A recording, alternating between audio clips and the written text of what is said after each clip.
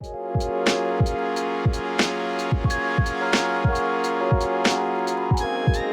you've ever found yourself wasting time or feeling ineffective because you're not sure of where to direct your attention and energy, or you can't actually remember all that you have to do, I'm so happy that you're here because in this video, I'll be sharing one of my most effective self-management strategies and the 3 tools that I use to increase my productivity.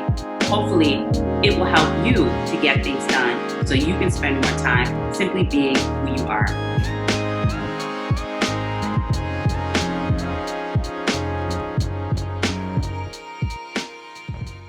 Greetings and welcome, and thank you for joining me for this session of Monday with Nicolette.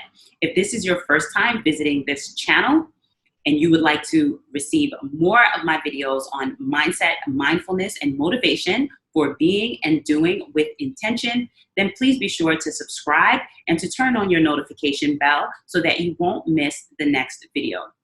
So let's get into today's session. So what is my number 1 most effective way to manage my mind and my time? It is list making.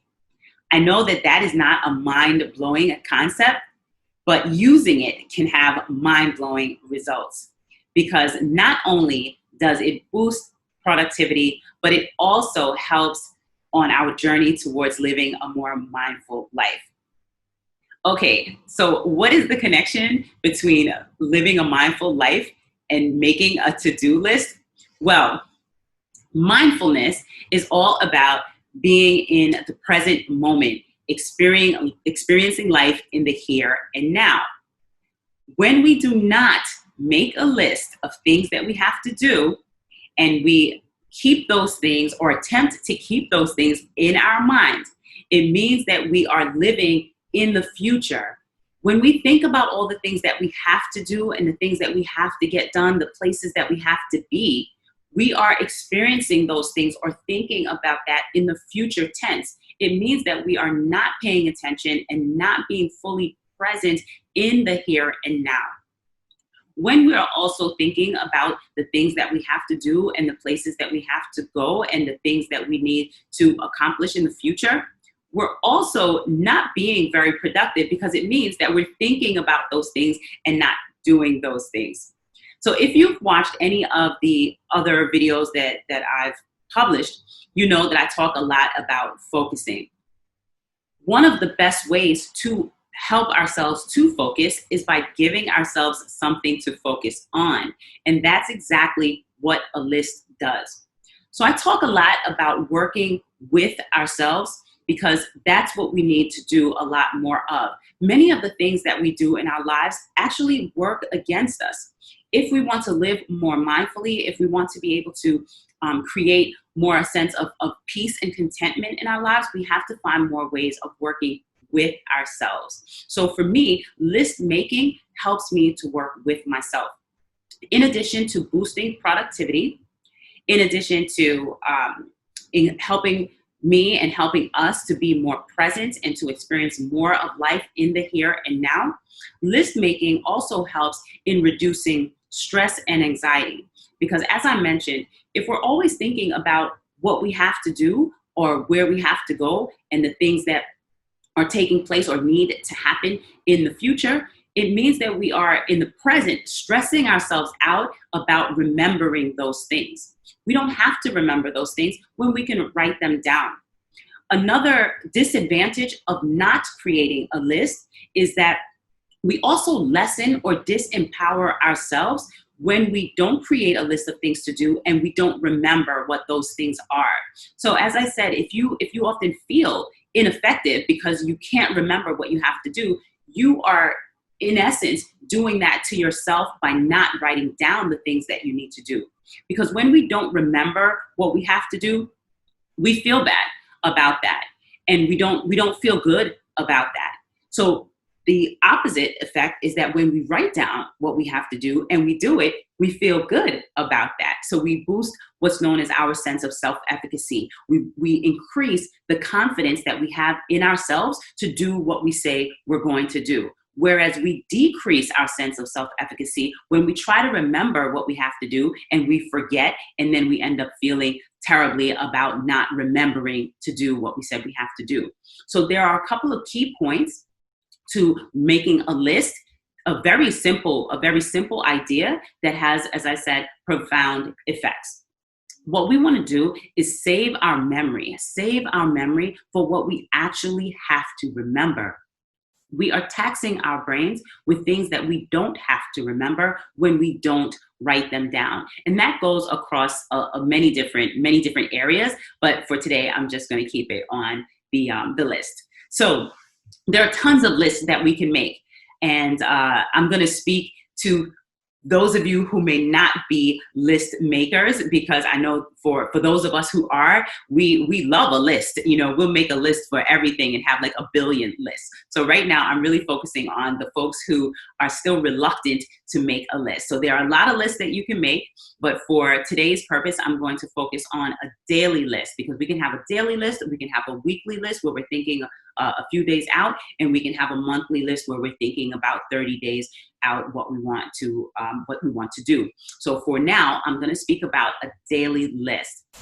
Also, I'm going to speak about creating at least 3 different lists, and those 3 lists will be one for work or professional use, one for home and or personal, and one for things that you can delegate to other people. So you're not the one who actually has to do it. You need to just remember to tell someone to do something or to assign a task to someone else. So at the very least, if you don't have much to delegate, then you need to have at least 2 lists, one for your professional purposes and one for your personal. I don't advise keeping one list of the two different places and spaces. It's best to keep them categorized in their own space, so that you know that when you're looking at one, these are the things that apply to this area of your life. When you're looking at the other, these are the things that apply to that area of life.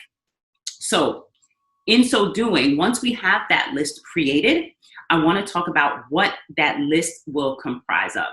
So I call the things that we're going to list on our daily list ETPs. ETP simply stands for errands, tasks, and projects. Errands are things that we have to do, to go out, to go do something, to pick up something, to drop off something. For example, I have to go to the supermarket, if I have to go to pick up the laundry, if I'm running over to Home Depot to buy some paint, or I need to go to the post office. Those are all considered errands, and those are definitely things to list. The T's are the tasks. Tasks are actions or activities that are relatively short-term in nature, something that can be done or completed in one sitting or several rounds of Pomodoro. If you don't know what I'm talking about, be sure to visit the video where I talk about the Pomodoro technique. So a task is also something that you can do at one point, and it's not a goal. It's not a goal. A goal or aspiration is different. A goal would be something like lose weight, to improve my listening skills, to start volunteering, something like that. So that's not a task. So projects are longer term in nature. They usually require more than one sitting to complete. And for projects, that might be something like working on a research paper, redesigning or coming up with a design for a website, creating an employee handbook, or planning a dream vacation. So something that's going to take a couple of steps to complete would be considered a project. So that's what I'm talking about listing. So ETPs, so errands, tasks, and projects. Now, how you go about listing that is going to be up to you. You have to do something first to then determine which way does it better for you. I love writing things down. There is a lot of research that supports the fact that when we write things down, we help ourselves to remember it.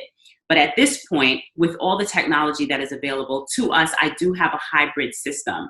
When I don't have my technology readily available, I use the old-fashioned way, pen and paper. I just write down what I want to remember. When I do have access to my technology, then I'll add it there. So it just depends on the time and space and what I have available, and I would just transfer back and forth what I need to transfer. So you can figure out for yourself if you want to go, straight old school with the pen and paper, or if you want a hybrid model, or if you want to take it all to the tech. It's up to you. That part of the how is not as important as actually doing it. So my tips and suggestions for implementing a list making strategy is, first of all, to make your list the night before or the morning of. That is best practice, to really take the time to think about the day that you want to create. And you either do that the night before in your last 15 minutes that you take to yourself, or in the morning of, when you dedicate your time to paying yourself first. That's when you create your list of things that you want to do for the day. Once you create the list of what you have to do, as you peruse it, if you notice that there's something that is time bound, you might want to set a reminder for it in your device, so that you also can stay on top of it that way. If it's something that you need to schedule in your calendar, then you definitely should schedule it in your calendar as well. Another tip that I want to offer is to not overdo your list. So some people get carried away, especially, like I said, for list makers, like people who are by nature, people who love to make lists and to cross things out and check off little boxes and so and so. So as I said, I'm not really speaking to those people right now, because I know we can go all in on a list. However, I have also discovered that for avid list makers, we often get caught up in what now I call not to-dos, but ta-das. So the difference between the to-dos are that the to-dos are things that you actually need to do that day. So when you're thinking about your to-dos, I want you to really be intentional about them. I want you to think about no more than 3 tasks that you absolutely must accomplish for that day. Anything else would be considered a ta-da. Now, a ta-da is every little thing that you can possibly think of that you would most likely remember on your own without writing it down, but because you love the feeling of checking it off or crossing it out, you're adding it to your list because you know you're going to do it and you know you're going to be able to check it off. There is something to say about that. And people do it because there is brain-based science that shows that when we do things when we accomplish something, we check it off, we say, yay, I did it, that it helps us to get that motivation to do more. So there is something to be said about that. And that's why I have incorporated them on my list as my ta-das. So I have my to-dos and I have my ta-das. The ta-das give you that little boost, that little motivation that you would like to feel when you're getting things done. But the to-dos are the actual important tasks that you must complete for that day. Everything else is a ta-da. So I want you to focus first and foremost on your 3 big to-dos for the day. And then you can go ahead and list your ta-das. So where are you going to keep all of this? You're going to keep it either on paper, or you can use 3 apps that I actually use now on a daily basis. So number 1 go-to calendar is Google Calendar. So full disclosure, I am a Google certified educator and trainer. So I love all things Google, and they have, when it's good, it's good. And Google products are good and they support us in many different ways. So I use Google Calendar. Google Calendar also has a built-in task function now where you can have your to-dos listed in there. But I don't keep my to-dos in my calendar. I keep my calendar strictly for appointments and things of that nature. I keep my to-dos in another app, a wonderful app that has now gone defunct. It was called Wunderlist. However, Wunderlist has now been taken over by Microsoft, and they call it Microsoft To Do. So it does come very close to Wunderlist in terms of aesthetics and usability. So I would recommend the Microsoft To Do list now as well. In terms of project management, remember, projects are things that have multiple action steps that need to be taken in order to complete it. I recommend Trello. Trello is another free app that you can use that supports your projects and listing all the various steps that need to be taken in order to complete a project. So in another video, I plan to walk through some of these a little bit more and to show you a little bit more in depth what I do and how I use all of these, and to talk about the when and how of going about setting our goals and accomplishing our aspirations and things like that. But for now, my intention was to simply share the one strategy with you, which is actually making a list, and then sharing the 3 tools for keeping the list somewhere. So I hope you found these suggestions helpful. If so, please remember to click the like button and to leave a comment. If you would like to work with me one-on-one on developing your organization skills, please visit my website at educatezen.org to contact me. See you next time, and in the meantime, be well.